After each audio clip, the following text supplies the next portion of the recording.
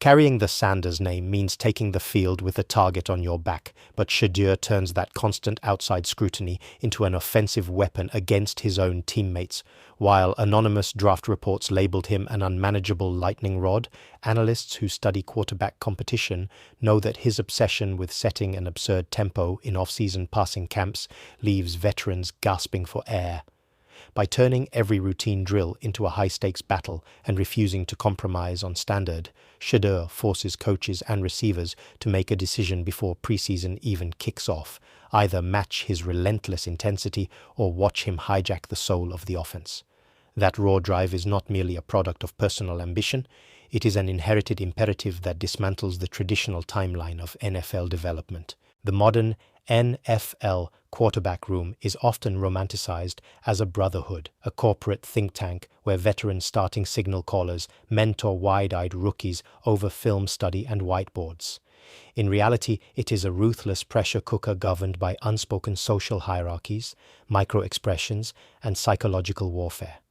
When a new quarterback enters that environment, every action, from the volume of his voice in the huddle to the way he carries his helmet between drills, is passed by teammates and coaches alike. Rookies are expected to defer to the room's established leaders, absorb the playbook in quiet humility, and earn the right to speak only after demonstrating complete subordination to the system. They are instructed to keep their heads down, take their reps, and assimilate into the culture of the franchise. Shedeur Sanders utterly rejects that subservient framework. Raised under the direct tutelage of Deion Sanders, Shedeur was forged in an environment where supreme confidence is not a luxury to be earned after years of service, but a foundational requirement for stepping onto the field. This prime confidence gene manifests not as performative bravado, but as an unshakable foundational belief that he is the best player in the room the moment he crosses the threshold.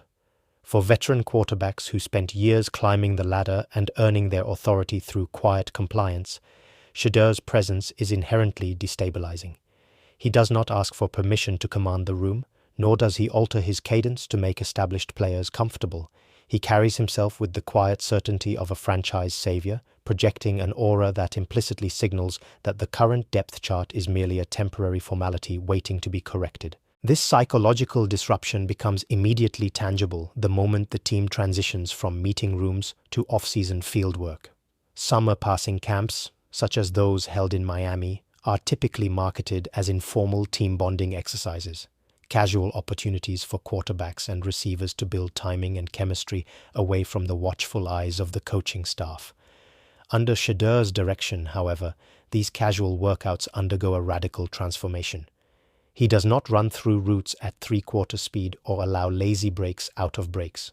Instead, he dictates the pace of every drill with military precision, turning informal sessions into hyper-competitive gauntlets where every throw carries real weight. During these off-season sessions, Shedeur sets an unrelenting standard for work ethic and operational execution. If a receiver rounds off a route, Shedeur does not offer a polite clap or a quiet word of encouragement. He demands the rep be rerun until it meets exact specifications. If a ball touches the turf, the entire group feels the weight of that failure. His throw cadence is crisp, his ball placement is exacting, and his expectation of absolute perfection from everyone around him is completely uncompromising. This aggressive tempo forces every quarterback and wide receiver in attendance to make a fundamental choice: elevate their preparation to match his frantic, hyper-focused rhythm, or risk being openly exposed as inadequate in front of their peers. For the veteran quarterbacks accustomed to controlling the pace of off-season workouts, this dynamic presents an immediate lose-lose proposition. If they step back and let Shedeur set the tone, they surrender spiritual control of the offense to a rookie who hasn't taken a single meaningful snap in a regular season game. If they attempt to match his hyper-intense tempo without the same underlying drive, they run the risk of forcing throws, tiring out receivers, and appearing visually rattled by a newcomer's energy. The subtle shift in dynamic is palpable. Receivers begin adjusting their habits to Shedeur's standards, lingering around him after drills to catch extra passes or discuss precise route adjustments, drawn to the relentless magnetism of his work ethic. This dynamic creates a profound dilemma within the quarterback room long before formal training camp even commences. In the high-stakes ecosystem of professional football, body language and mental toughness dictate survival far more than raw physical talent. When a rookie displays a total absence of fear and an unwavering refusal to bow to traditional power structures, it alters the baseline anxiety of the entire offensive unit. Veterans find themselves constantly checking their shoulder, hyper-aware that their every throw is being evaluated not just against the playbook, but against the razor-sharp precision and infectious energy of the young prodigy standing behind them. Shedeur's approach fundamentally redefines what it means to be a backup quarterback. Rather than functioning as a supportive clipboard holder who exists merely to facilitate the starter's routine, he positions himself as a constant, looming alternative. He treats every single rep, whether in a casual 7-on-7 drill in June or a standard walkthrough, as an opportunity to demonstrate that the offense operates at a higher, more lethal frequency when the ball is in his hands. He does not wait for a veteran to falter or an injury to create an opening. He actively creates a climate where every practice play feels like an audition for the starting role. By the time the team gathers for the official start of training camp, the psychological groundwork has already been laid. The dynamic in the QB room has shifted from a comfortable hierarchy to a high-tension arena. Shedeur's refusal to play the role of the humble rookie forces everyone around him to confront an uncomfortable reality. His confidence is not a facade built on social media hype, but a deliberate tactical weapon designed to break the mental resolve of anyone standing between him and the field. Before a single preseason game has been played, Shedeur Sanders has successfully altered the psychological terrain of the franchise, forcing his teammates and coaches to adapt to his standard or be left behind in the dust. As the team transitions from summer passing sessions to the high-stakes environment of official team facilities, the battleground shifts from individual work ethic to the raw social dynamics of the locker room. Football teams are inherently tribal environments that operate under a strict unwritten code. Authority must be earned, respect is paid in sweat, and newcomers are expected to maintain a quiet, deferential presence until they have proven themselves in the fires of competition. Most rookies spend their early months navigating this maze with extreme caution, speaking in muted tones around established veterans, keeping their heads down, and carefully avoiding any action that might be interpreted as stepping out of line. Shedeur Sanders bypasses this traditional hazing period entirely, refusing to accept the premise that his voice should be muted simply because of his status on the depth chart. Instead, he projects an undeniable alpha presence that bypasses the conventional locker room hierarchy. He does not sit quietly in the back of the room waiting to be spoken to. He commands spaces with an easy, magnetic charisma that naturally draws teammates into his orbit. This isn't achieved through loud performative bravado, but through a genuine, unshakable self-belief paired with an unexpected generosity and warmth. Whether interacting with highly paid offensive linemen, practice squad-wide receivers, or defensive leaders, Shedeur treats everyone with the same direct, decisive energy. He invests time into building personal connections, hosting team dinners, and ensuring that the players tasked with protecting him or catching his passes feel valued, respected, and held to an elite standard. This seamless ability to bridge gaps across different position groups creates an immediate rift in the traditional social structure. Offensive linemen, who are typically loyal to the established starting quarterback out of professional duty, find themselves responding to Shedeur's raw energy and willingness to lead from the front. Wide receivers, whose livelihoods depend on receiving accurate, timely targets, quickly realize that Shedeur's ball placement and anticipatory throws give them the best possible chance to succeed. By offering leadership without waiting for official permission or a formal title from the coaching staff, Shedeur begins silently usurping the emotional authority of the locker room long before the depth chart is officially codified. This subtle shift in allegiance places an immense, suffocating pressure on the starting quarterback. Throughout NFL history, quarterback rooms have experienced the destabilizing effect of a backup whose talent and charisma threaten the incumbent starter. When Tom Brady stepped onto the field behind Drew Bledsoe, or when Patrick Mahomes sat behind Alex Smith, the shift was not merely statistical, it was visceral. Teammates can instantly sense when a backup's throws look cleaner, sharper, and carry a different level of zip and intention. In practice, when Shedeur steps up to take second-team reps, the energy on the field noticeably surges. The huddle becomes tighter, the communication becomes crisper, and the overall tempo of the offense elevates to a degree that makes the starting unit's execution look sluggish and mechanical by comparison. Players on the sideline notice these micro differences immediately. Football players are hyper-observant professionals who can spot a hesitant read or an underthrown ball instantly. When the starting quarterback struggles through a standard series, and Shedeur follows it up by effortlessly driving the second-team offense down the field with pinpoint accuracy and infectious swagger, a psychological split occurs within the unit. The huddle begins to fracture mentally. Linemen block with a little more desperation, receivers run their routes with extra crispness, and defensive players on the sideline begin whispering among themselves. The contrast in delivery, confidence, and results becomes impossible for anyone in the building to ignore. This dynamic places the starting quarterback in an agonizing mental trap. Every throw he takes is no longer judged solely against the defensive coverage or the play design. It is judged against the potential of what the offense looks like when Shedeur is under center. If the starter makes a safe, conservative check-down pass, it is viewed as lack of vision. If he takes a risky shot downfield and misses, it is viewed as a mistake that a more confident thrower wouldn't make.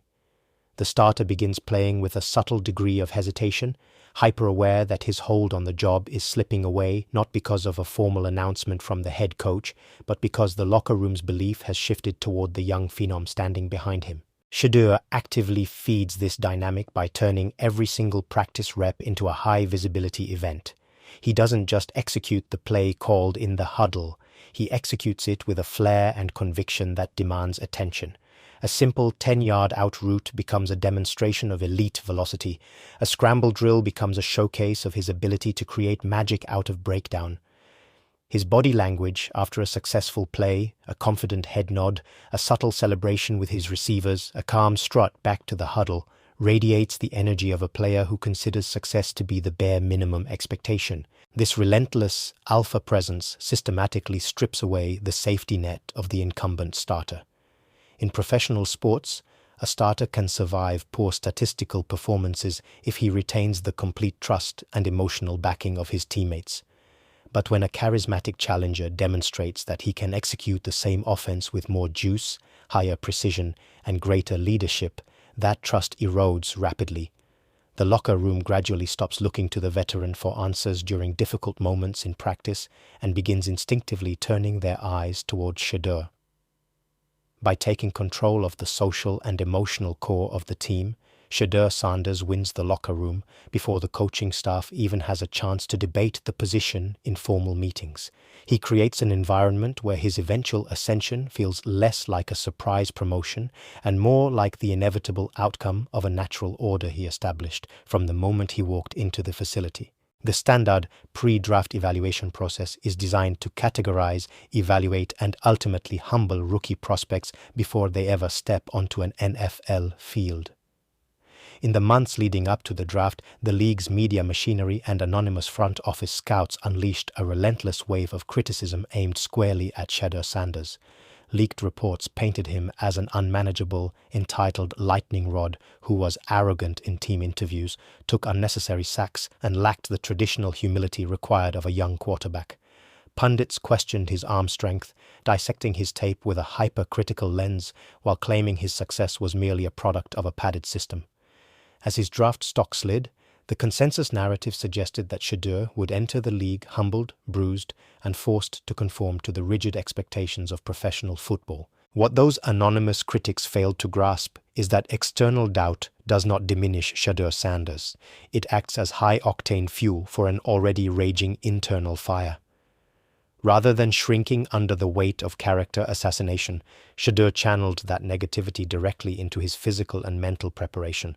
Where other rookies might attempt to soften their image or adopt a performative modesty to appease the media, Shedeur leaned further into his unshakable conviction. He recognized the pre-draft circus for what it truly was, an attempt by established structures to force him into submission. Instead of letting the noise dictate his mindset, he transformed every piece of negative commentary into a weapon of absolute focus, arriving at mandatory minicamp with a razor-sharp, lethal edge. That sharp edge manifests most violently on the practice field, where Shedeur systematically transforms routine, mundane drills into high-stakes war zones. During 7-on-7 periods and team scrimmages, he operates with a terrifying level of intensity that fundamentally alters the tempo of the entire offense. While traditional backups use practice reps merely to execute the script and avoid making mistakes, Shedeur approaches every single snap as a life-or-death competition. A simple red zone period becomes a masterclass in aggressive precision. He attacks tight coverage windows with supreme confidence, dropping teardrop passes over linebackers and threading seam routes before safety help can arrive. This relentless intensity creates a cascading effect across every unit on the field. When the offense operates at Shedeur's hyper-accelerated speed, receiver routes become sharper, offensive line drops become more urgent, and the entire sideline catches fire.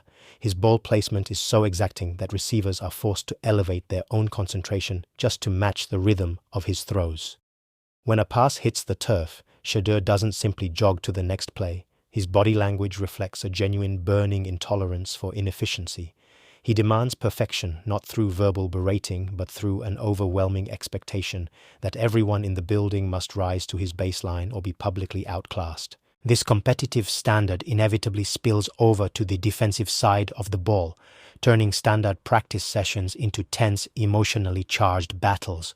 Defensive backs who are accustomed to cruising through second-team reps suddenly find themselves tested on every single snap. When Shedeur repeatedly attacks veteran cornerbacks in red zone simulations and 2-minute drills, lighting up defenses with high-velocity completions, the defensive unit is forced to abandon its passive posture. Practices escalate from standard mechanical executions into fiercely competitive showdowns, with players trading words and physical reps elevating to regular season levels. By turning the practice field into a pressure cooker, Shedeur effectively strips away the illusion of low-stakes practice. He forces the coaching staff to watch a backup quarterback consistently operate with the precision, urgency, and swagger of a seasoned star. The anonymous pre-draft scouting reports that once labeled his demeanor as brash look foolishly outdated when contrasted with his obsessive military-grade preparation on the grass. He takes the very trait his critics weaponized against him, his unyielding, borderline delusional self-belief, and turns it into an undeniable competitive advantage. Under the harsh glare of professional scrutiny, Shedeur Sanders proves that true confidence isn't about fitting into someone else's idea of a franchise quarterback. It's about forcing the entire franchise to conform to yours. Through every red zone touchdown, every pinpoint throw, and every hyper-intense practice rep, he sends a clear, unspoken message to every coach, teammate, and critic in the league. He isn't here to be molded by the system, he's here to overpower it. As the preseason progresses, the psychological shift taking place on the field creates an agonizing, impossible dilemma for the coaching staff. Head coaches and offensive coordinators love to speak about competition in public, but in private they crave predictability, order, and control. The traditional coaching playbook dictates sticking with the veteran starter to preserve team stability, avoid locker room drama, and protect the carefully constructed timeline of a rookie's development. But Shedeur Sanders' performance makes that traditional conservatism completely unviable. Coaches do not evaluate players solely on statistical production in practice. They spend hours dissecting film to evaluate body language under fire, decision-making under pressure, and the intangible gravitational pull a player exerts on coronation, nor did he ask for permission to lead. Through sheer force of personality, obsessive preparation, and unyielding alpha presence, Shedeur has forced the franchise to operate on his terms. As he straps on his helmet and steps onto the turf under the stadium lights, he does so not as a rookie, hoping for an opportunity, but as the undeniable center of gravity for a football team that now moves, breathes, and competes in his image.